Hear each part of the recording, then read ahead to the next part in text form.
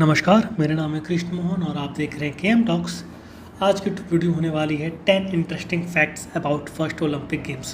पहले Olympic games के बारे में 10 ऐसे फैक्ट्स, इंटरेस्टिंग फैक्ट्स हम लोग आपके साथ शेयर करेंगे।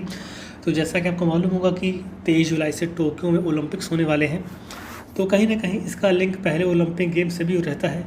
आपको ये मालूम होना चाहिए कि पहला ओलंपिक गेम कहाँ पर हुआ था, किस किस डेट को हुआ था। ये ज़्यादा इंपॉर्टेंट नहीं है, बस आपको ईयर पता होना चाहिए और कहाँ पे हुआ था। ये बेसिकली इंपॉर्टेंट है, किसी भी एग्ज़ाम के पॉइंट ऑफ व्यू से काफ़ी इंपॉर्टेंट क्वेश्चन बन सकता है। तो देखिए, जो पहला समर ओलंपिक गेम था, ये कह सकते हैं मॉडर्न ओलंपिक गेम था, वो कहाँ पे हुआ था? एथेंस में हुआ था।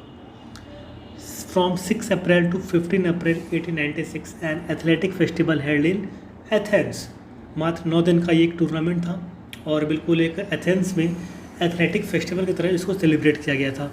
करीबन 280 एथलीट्स ने इस इनाग्रल इवेंट को अटेंड किया, इस inaugural event of the modern Olympics को अटेंड किया। और एथलेटिक्स ने, जितने हमारे एथलीट्स थे, उन्होंने 43 इवेंट्स में कम्पीट किया था। और इसी को मद्देनज़र में रखते हुए 23 जून को वर्ल्ड ओलंपिक डे सेलिब्रेट किया जाता है to promote the idea of the Olympics, to promote the idea of the Olympics. ये इंपॉर्टेंट है। 23 June is celebrated as the world Olympic day to promote the idea of Olympics. हम सभी जानते हैं कि ओलंपिक गेम्स को biggest sporting event पूरे world में माना जाता है। It is one of the biggest sporting event in the world. All the players who participate in this games come after beating many competitors. देखिए, कोई भी प्लेयर सीधे ओलंपिक्स में नहीं आता है, उसको काफ़ी सारे अपोनेंट को भी हराना पड़ता है, काफ़ी सारे क्वालिफायर्स होते हैं, काफ़ी मेहनत करनी पड़ती है, तब जाके वो कहीं ना कहीं ओलंपिक्स के लिए क्वालिफाई करते हैं। अगर कोई देश ओलंपिक को होस्ट कर रहा है तो वो उसके लिए बहुत बड़ी बात होती है, उस देश के लिए बहुत बड़ी बात हो जाती है। अगर हम इस कैटेगरी में बात करें तो यूएसए ने 9 बार ओलंपिक गेम्स को होस्ट किया है। उसके बाद जाते हैं फ्रांस ने 6 बार ओलंपिक्स गेम्स को होस्ट किया है। तो hosting the Olympic games is itself the biggest achievement for the host nation. ठीक है, तो आइए हम लोग कुछ बात करते हैं पहले ओलंपिक गेम्स के बारे में। तो हमने आपको ये पहले बता दिया व्हेन एंड वेयर ऑर्गेनाइज्ड, कहाँ पे और कब ऑर्गेनाइज किया गया था।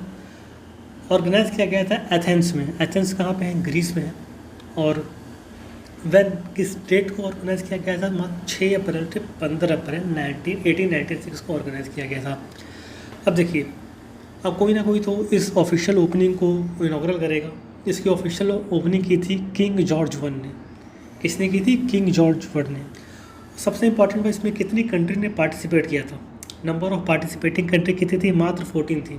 वो स्टार्टिंग पीरियड था, तो उस टाइम पे केवल 14 कंट्री ने पार्टिसिपेट किया था ओलंपिक्स गेम में। अब हम बात करते हैं who was the first champion. ये काफ़ी लोग को मालूम हो, लेकिन काफ़ी लोग को नहीं मालूम होगा।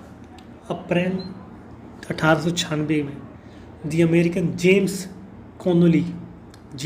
Connolly won the triple jump to become the first Olympic champion in more than 1500 years. ये नाम याद रखिए, इतिहास रचा था। He also finished second in the high jump and third in the long jump. और इसके साथ साथ वो दूसरे पायदान पे थे हाई जंप में और तीसरे पायदान पे थे लॉन्ग जंप पे। लेकिन ये इतना मैटर नहीं करता, मैटर ये करेगा कि ये पूछेगा क्वेश्चन कि who was the first Olympic champion. आप दे देंगे जेम्स कॉनोली। अगर ज़्यादा डिफ़िकल्ट क्वेश्चन पूछेगा तो आपको इवेंट का नाम पूछ लेगा, तो वहाँ पे क्या था? Triple jump. ओके, अब देखिए, अब बात करते हैं मोस्ट सक्सेसफुल प्लेयर की, जो जर्मनी की कार्ल स्कूमैन, ठीक है, was arguably the brightest star of the Athens in 1896। No doubtly he is one of the brightest star of the Athens in 1896 modern Olympic games. उन्होंने काफ़ी सारे events में participate लिया, जैसे कि gymnastics, athletics, weight lifting and Greco Roman wrestling. उन्होंने 4 gold medal जीते, more than any other athlete at the inaugural modern games. इनके हाईएस्ट थे और इनके अलावा किसी ने भी इनॉग्रल मॉडर्न ओलंपिक्स गेम में इनसे ज़्यादा कोई मेडल जीत नहीं पाया। ठीक है, अब कंट्रीज़ की बात कर लेते हैं। किस कंट्री ने सबसे ज़्यादा नंबर ऑफ गोल्ड मेडल्स जीते? तो नो डाउटली यूएसए ने जीते थे 14 मेडल्स, 14 गोल्ड मेडल्स। कितने प्लेयर ने पार्टिसिपेट किया था? तो 241 प्लेयर ने पार्टिसिपेट किया था। 43 इवेंट हुए थे, हमने आपको पहले ही बता दिया गया था। देखिए, मेडल्स के बारे में थोड़ी बात कर लेते हैं। जो पहला विनर होते थे उनको दिया जाता था एक सिल्वर मेडल के साथ साथ एक ऑलिव ब्रॉन्ज का बुके और एक डिप्लोमा का सर्टिफिकेट। जो सेकंड आते थे उनको एक कॉपर का मेडल दिया जाता था और इन branch of laurel and A diploma. ठीक है। The observe side of the medal, observe side मतलब द फ्रंट साइड, जो फ्रंट साइड होता था मेडल का, उसमें जूस की फ़ोटो लगी रहती थी।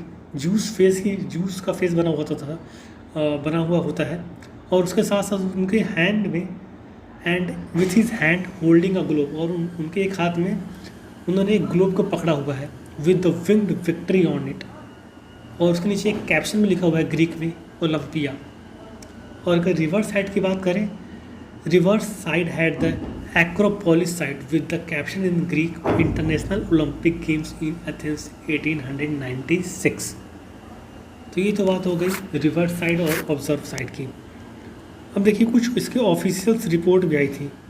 ठीक है, तो उसकी ऑफिशियल्स रिपोर्ट के बारे में बात करते हैं। The official report of the Athens 1896 Olympic games consisted of 2 parts. 2 parts में रिपोर्ट बनाई गई थी।